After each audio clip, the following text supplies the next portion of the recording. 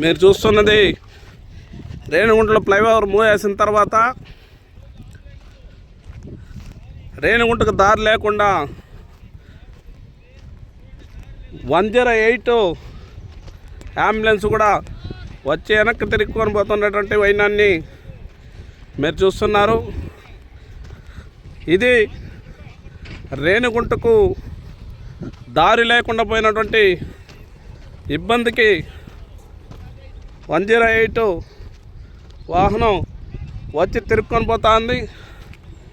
అదేవిధంగా రేణిగుంటకు దారి లేకుండా పోవడం వల్ల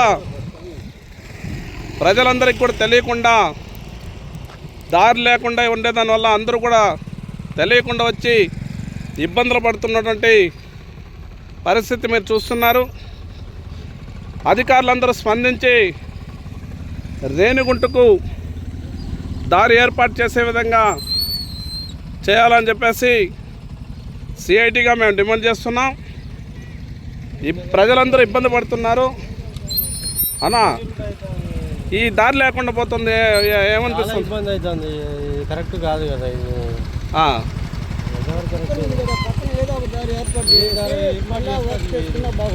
అది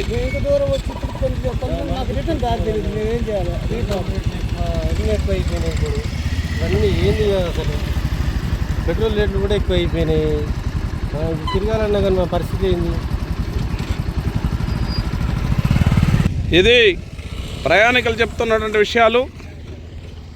ఆ ప్రయాణికులు కూడా అనేక మంది అనేక అవసరాల మేరకు వస్తారు, కానీ ఇప్పుడు చాలా ఇబ్బంది పడుతున్నటువంటి విషయాన్ని మీరు చూస్తున్నారు.